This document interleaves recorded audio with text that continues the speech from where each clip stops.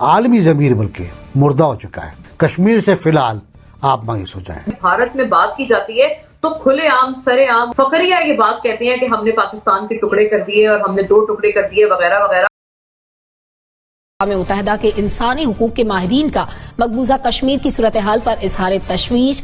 क्या आलमी बरादरी ने अपना किरदार बयानात तक ही महदूद कर लिया है? मैं बिल्कुल सबसे मुत्तफिक हूँ, इसमें कोई शक नहीं। क्लब है, क्लब तक कह के मुखातिब किया है राइटली सो अक़वाम मुत्तहिदा को, लेकिन उसको एडवाइजरी के तौर पर लिया जाता है ना, स्पेशली भारत की तरफ से।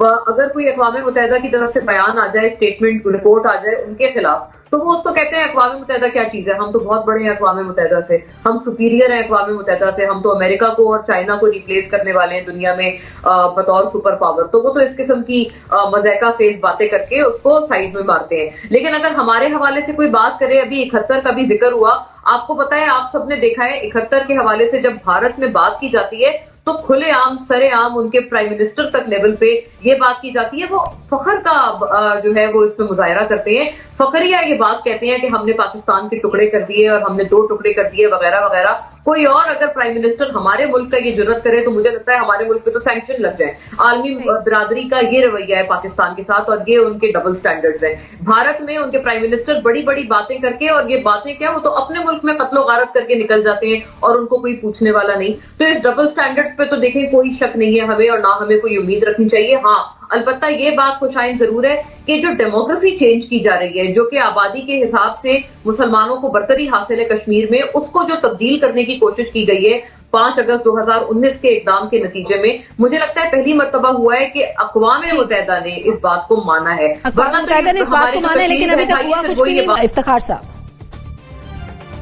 मुझे आलमी बरादरी से कोई तवक्को नहीं। जब उन्होंने किसी को कुछ दिलवाना होता है तो फिर वो आउट ऑफ द वे भी जाते हैं। आप देख लें, जो इजराइल की हमायत की जा रही है, जो उसके इलाके Aahista Aahista inch by inch वो इलाके अपने कब्जे में लिए जाता है, तो ये आलमी बरादरी खामोश ही है ना। जब आलमी बरादरी ने इंडोनेशिया के अंदर से एक नया मुल्क बनाना था तो बना लिया, और ये आलमी बरादरी जब मेरा मुल्क टूट रहा था 1971 में, देखें अक़वाम मुत्तहिदा बनने के बाद ये पाकिस्तान पहला मुल्क था जो 2 टुकड़े 2 लख किया गया, और इसलिए कंडीशन बनी थी कि वो ऐसा नहीं होने देगी। हमारे बाद 2 वाक़यात और ऐसे हुए, लेकिन वो हमारे बाद हुए हैं, तो मुझे कोई तवक्को नहीं है। ये देखें, अगर इस किस्म की वो मीटिंग्स ना करें तो उनकी जस्टिफिकेशन तो फिर कोई नहीं रह जाती, उस अदारे की जस्टिफिकेशन नहीं रह जाती महज कार्रवाई करने से। ये NGO है, एक जो अमीर तरीन ममालिक हैं उनकी एक NGO है, उनकी क्लब है, वहां पे बैठ के ऐसी बातें होती रहती हैं। अमली तौर पे तो मैं नहीं समझता कि हिंदुस्तान को कुछ कह सकते हैं या ऐसा कोई दबाव डाल सकते हैं या ऐसी कोई मूव हो सकती है। लेकिन ईरान पर ये सैंक्शन है कि तुम एटम बम नहीं बनाओगे, और उनको जिंदगी से भी महरूम करने तक सोच चले जाते हैं। किस लिए? कि वो बात नहीं मानता अमेरिका की, वो बात नहीं मानता यूनाइटेड नेशन की, और यही वो यूनाइटेड नेशन है जिसने एक जेल साज आदमी के कहने पर इराक को तबाह कर दिया। यानी उसने इनको एक प्रेजेंटेशन दी स्क्रीन के ऊपर कि ये पड़े हैं मिसाइल, ये उनका एटमी हथियार हैं, ये कर रहे हैं, और पूरा मुल्क तबाह कर दिया। सो आई डोंट हैव एनी, मुझे नहीं कोई तवक्को इन लोगों से कि ये कुछ ऐसी संजीदा बात करें। ये क्लब है, बैठ के क्लब में तो जब हम बैठते हैं जिमखाना वगैरह में, चाय वाय चाय पीते हैं, गपशप भी मारते हैं ना, और अगर हमारे गपशप को एक बयान की शक्ल दे दी जाए तो हम बड़ी काम की बातें भी करते हैं उन चाय पे।